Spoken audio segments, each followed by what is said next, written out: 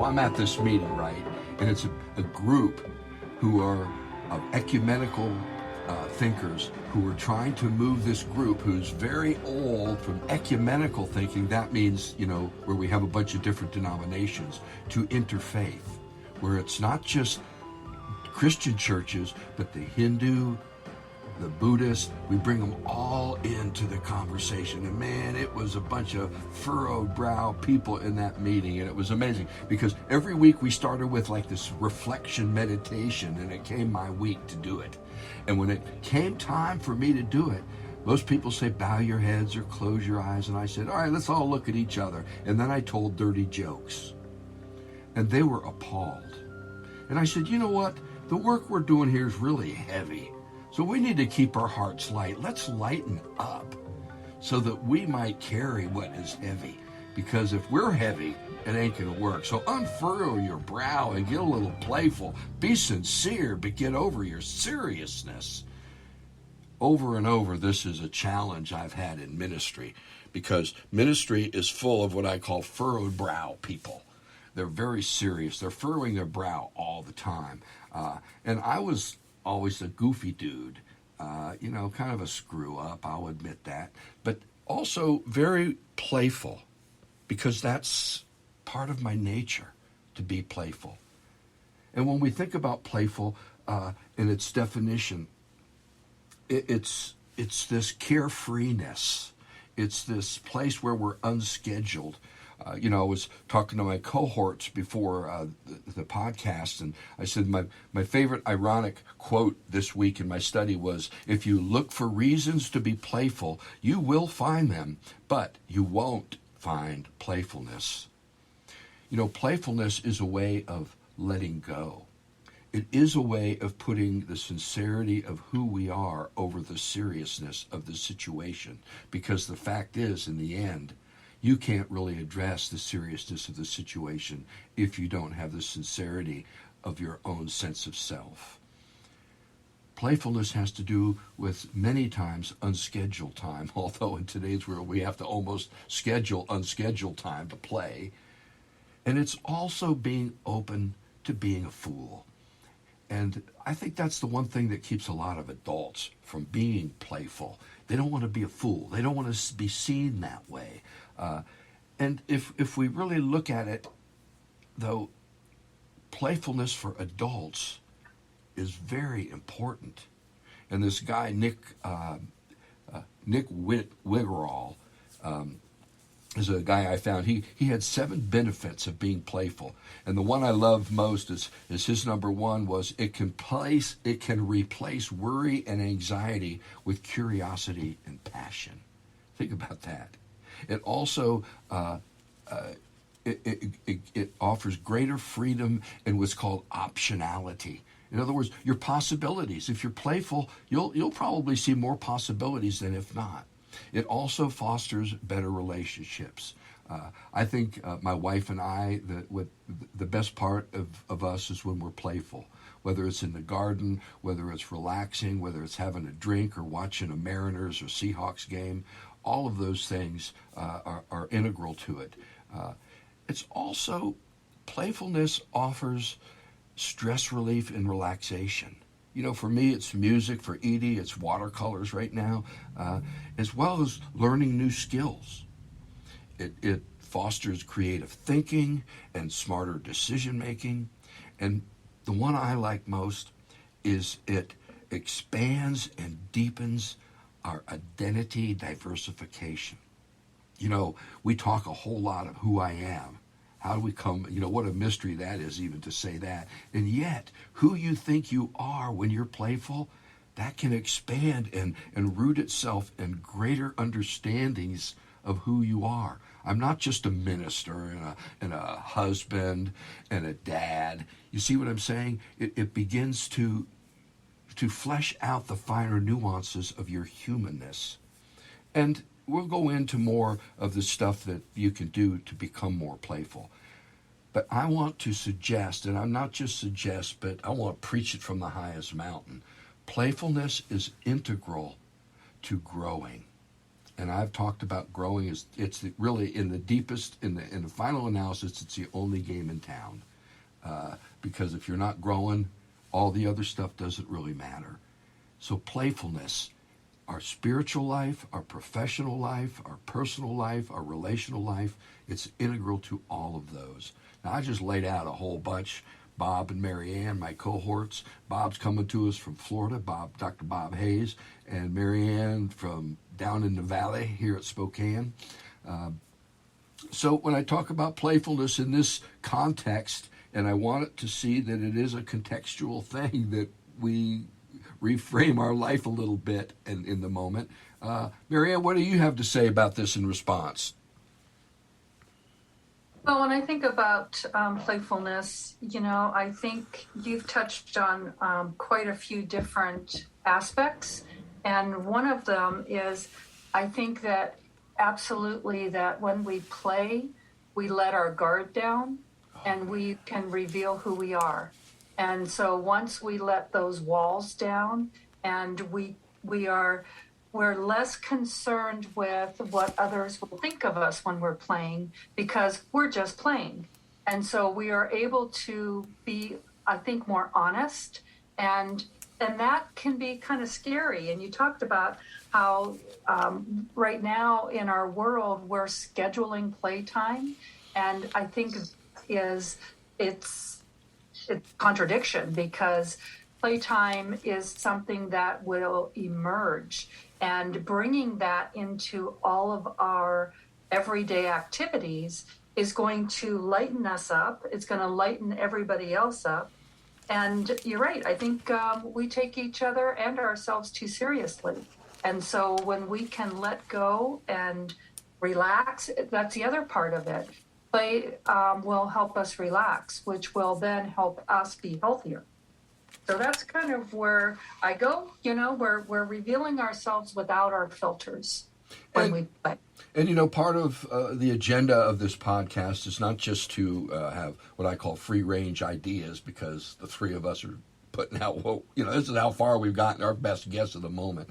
But it also is about health and wholeness. If it doesn't add up to that, if it embitters you and hardens you, it's probably not the way to go. If it does free you, and Marianne, you brought up a great word that we'll flesh out a little bit later, vulnerability. It allows us to become vulnerable. Bob, what say you, bro? Well, first of all, play in and of itself has been shown to be an innate quality of humans. It's really the first thing that we observe in infants. They begin to play before anything else.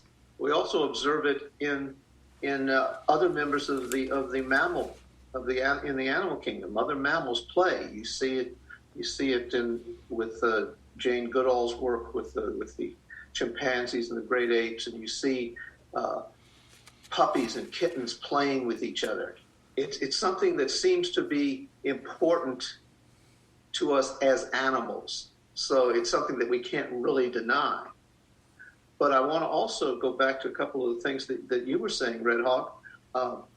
Play is a chance to explore new skills, new viewpoints, and to do it in a context that you have a free pass. You're allowed to be the fool. You're allowed to make mistakes. It's almost part of being playful to make those mistakes, and then everybody can laugh about it. You're not. Nothing's critical. But at the same time, you could be learning new skills that may be critical to other aspects of your life. So not only do these benefits that we get psychologically, relaxation and so forth, we're giving ourselves a chance to try new things without being vulnerable. And I think that's very important. Yeah, I mean, Go ahead, Marianne. I was going to say the whole idea of role-playing is just stellar, because you're right. You can try on different personas. You can try on and see how it feels. But not only that, see how it's received and see what feedback. And that gives you another way to express your emotions, and your communications improve. I mean, there's a whole play therapy field. And you know, Bob, you brought up something that's close to my heart because of my grandkid, and we get him and I ride with him in his train of thought often. We sing before we talk, and we dance before we walk. It is innate. It is something. I mean, you watch a little child who hasn't learned to walk and holding up on a coffee table, and music comes on, and they start moving their body and wiggling to the beat. It's an awakening. And here's some things we can do. I'm just throwing this out. I think you all named some great ones. Vulnerability. The fact is, we are provisionally vulnerable so that it's okay and it doesn't feel vulnerable. It's playful. Greater honesty, the freedom to make mistakes. These are all pieces that are integral to it. What was it Martin Luther used to say? Go and sin boldly. In other words, make your mistakes big so you can go, and don't take yourself so seriously, but be sincere so you can get something out of your mistakes, but not beat yourself up. So what can we do to be more playful?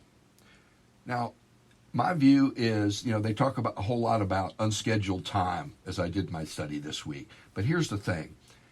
I've been a daydreamer my whole life.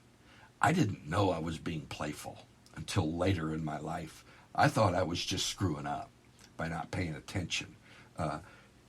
Daydream more. Smile and laugh more. Seriously, look for opportunities to laugh. And I'll be honest, if you don't think the world's becoming a farce before your very eyes, and personally I think it always has been, I've just missed it because of my own insulation, delight in that. Sports. It's really something to get. I always say sports are a ride. You identify with something that doesn't really matter at all. And then you win or lose. Yeah, but that can go either way. Yeah, but that's true. But in the final analysis, that's the way it is. Singing and dancing. When I see an old person start skipping down the street, and then I look in one of the glasses, of the stores, and I see that it's me, I go, hell yeah. I probably look like a crazy old man walking down the street, skipping down the street. Some other things we can do, spend time with children. Try to get into their train of thought. I'll tell you, my grandson, he lays down on this rug that has all these roads and stuff, and he'll just sit there with his eye down, and he'll keep moving the truck back and forth. He's just turned 3, and I try to see what he's seeing. He's getting inside the truck. He's loading it in his head. I mean, all these different things. It's just amazing. And here's another, and I'll shut up a little bit, turn it over to you guys, thing to do to be playful, and that's to be thankful. Being thankful releases us from a whole lot of crap and allows us another avenue into playfulness and also not taking ourselves too seriously. So I just threw out a whole bunch of other stuff, building on some of the things you said, to be more playful. What say you all? Well, I think that there's one thing that's very, very important in playfulness, and that's context. Because the context of where you're being playful defines what you're able to do within that context. If I used to sit in at meetings and so forth, and they'd be very serious. And I had a colleague that was a big fan of the Firesign Theater, which was an old comedy group. And I was a fan too. And we'd be in a very serious meeting, and somebody would say something that was a line from this comedy group. And the other one almost instantly would say the next line. And it was like we couldn't help ourselves. But we were the only two in that group that knew what we were doing. We were being playful with each other, but it really wasn't helping in the larger context. So there comes a time when we have to make a definition and say, this is a time to be serious and this is a time to be playful. And as we mature and become more adult-like, we can define those times more clearly. but it's important that we have those times, both the serious and the playful times. And I part of what I'm suggesting is that it's our playfulness that allows us to be more fully present in the serious moments. That doesn't mean when I get called into a hospital meeting from a person going to the church and they've fallen off a truck and the family has to decide whether to pull the plug, that is not a moment of playfulness. But I will say that my playfulness and my nature helped me become more relational, more understanding of what was going on in that meeting, from the neurologist to the psychologist to the family and the decisions they had to make. And that's, part of what I said earlier is playfulness expands one's options and possibilities. And it seems to me, Bob, that's what you're suggesting is we need the playfulness to keep a breadth and depth within our soul. However, we also need the ability to focus at certain times, because there's some real crap going on in the world that hurts like hell. And if you're showing up in those places, you can't take them lightly, in my mind. Yeah, and I think what comes to mind as you guys are talking about these is that playfulness is a pressure release valve. And so when tensions get high, sometimes being able, so even if it was just the two of you in that meeting, you were able to release a little of your own frustration and pressure from having to sit through whatever it was you were sitting through.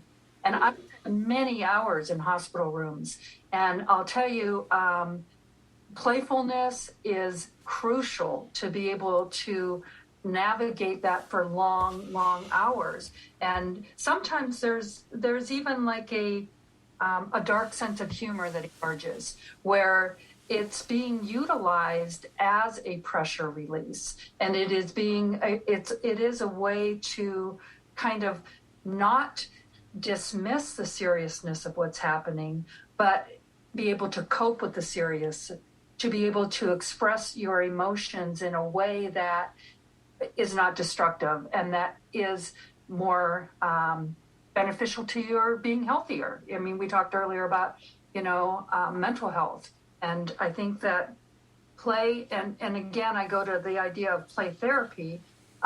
It's so important and beneficial when you are in high stress situations, because you can say things and you can do things that you would not be able to do without having a playfulness to it. And some of the books I've read on wars, especially the first and second, was how Yanks had a good sense of humor. Even in the trenches, they were cracking jokes, and what they were doing is just what you said, Marianne. They were trying to, how do you stay present when it's this existential?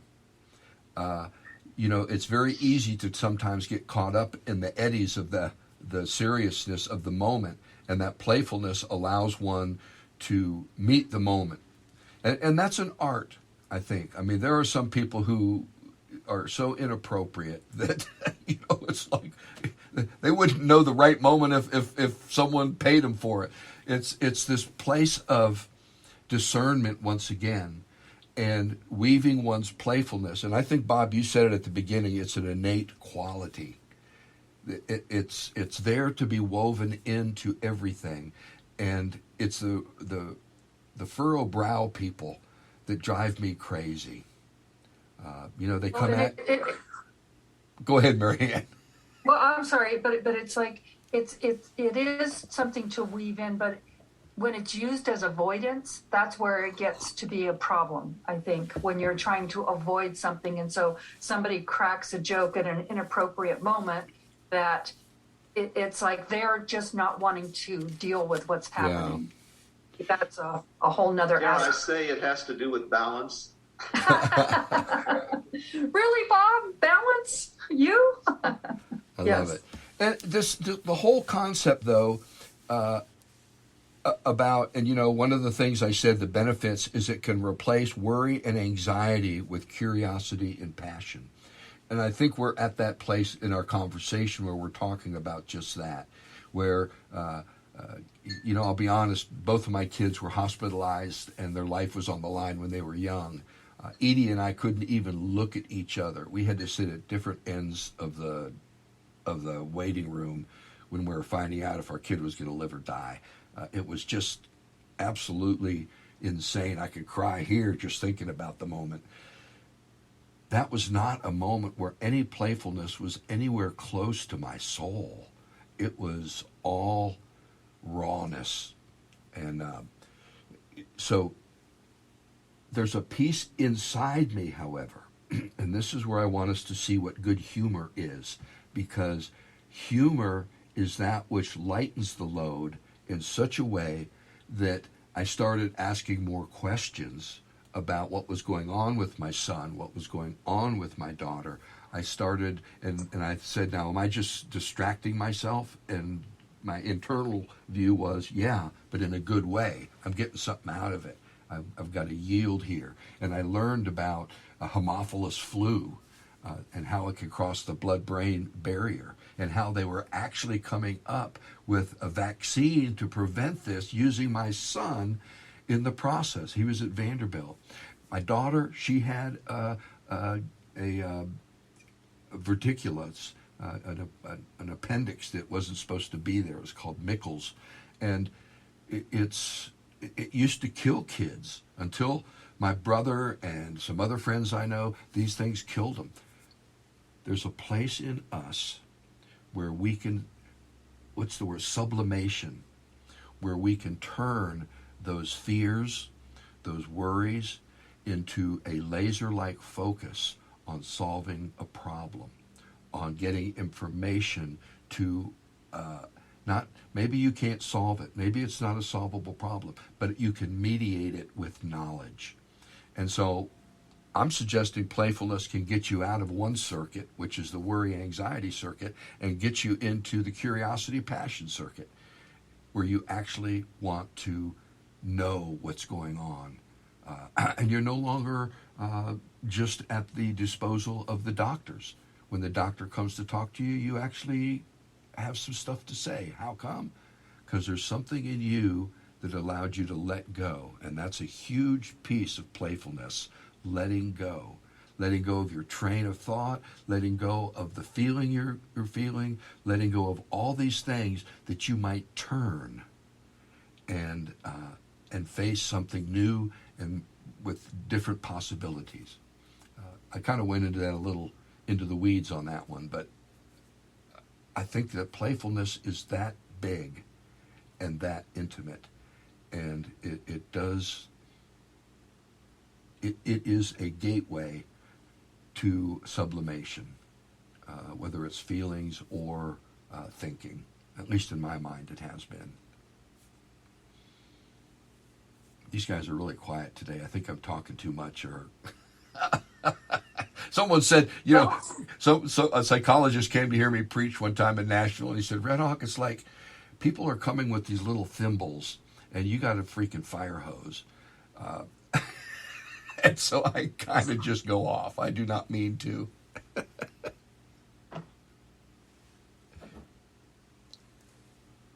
Well, let me throw something in then. Playfulness, we've talked a lot about the mystic experience and how do we experience being connected to the one beneath everything, the fundamental level of the universe or whatever. In play, it offers us a chance to make that connection.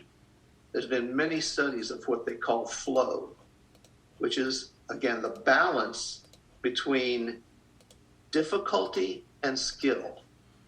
And through play, we can gradually work toward more difficult situations as we develop new skills.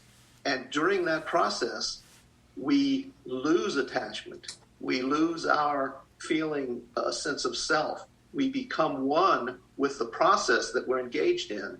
And that is probably the closest to mystical experiences that most people will ever have.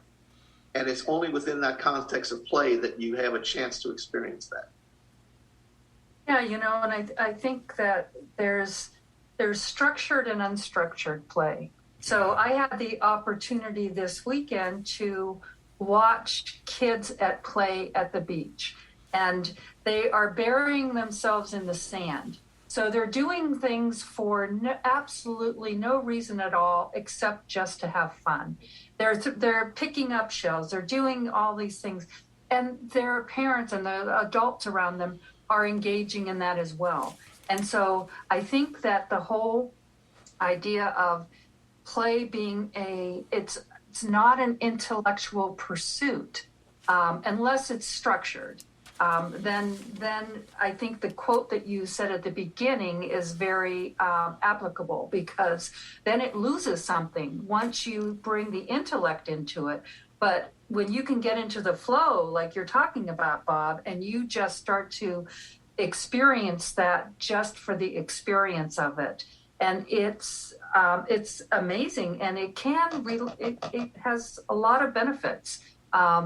It brings people closer. It releases emotions. It makes us better people. And you're right, so that we can get into those serious situations and be able to know when it's appropriate to maintain that seriousness, and when it's appropriate to, hey, let's release this pressure a little bit.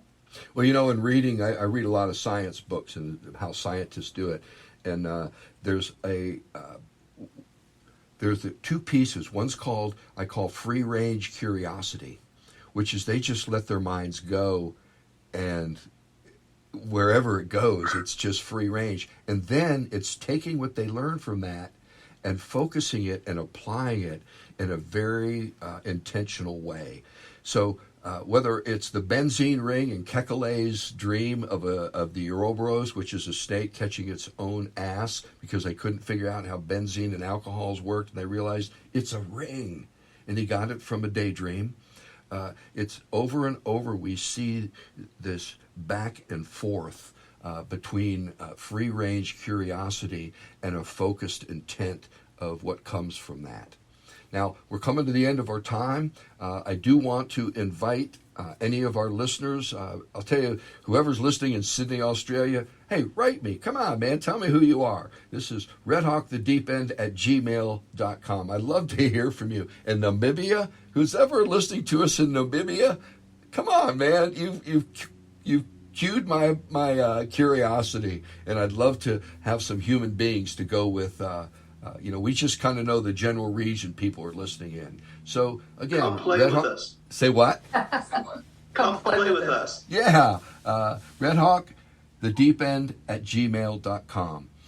Bob, final comments? I think I pretty much said it all. Try and find time to play. Amen. Mary Ann, final comments? I think what you were talking about a little bit ago was the idea of there's different ways to play, and that whole idea of visualization and creativity and storytelling and role playing. And if you can just allow yourself some time, we're so structured anymore. Allow yourself to go off script a little bit sometimes and daydream or visualize or start telling some stories. And I think that it will release a lot of the pressure in our society. So. Amen. Taking ourselves less seriously is such a huge piece. This show is really about applied metaphysics. Most people think metaphysics is this intellectual thing, but what metaphysics does is relates and lays out a context that we draw meanings from. And I've talked about the different orders of existence, and within each the three essential processes of complexification, differentiation, and semi-permeability. And next week, we're going to apply metaphysics for us to understand this world. Think about Facebook. It just got shut down for 6 hours, and it crippled the whole world. And I don't mean those of us who use it for scuttlebutt, but I mean those who use it as part of their business. Think of the complexification and differentiation between print, radio, TV, the internet, and social media. Think of all the differentiation, the complexification, and the semi-permeability that allowed all of that to happen and for us to be inside of it. Civilization's a funky little being, and we're in it, whatever it is. So we're going to do applied metaphysics. It ain't just a thinking anymore. Blessings in all that you do.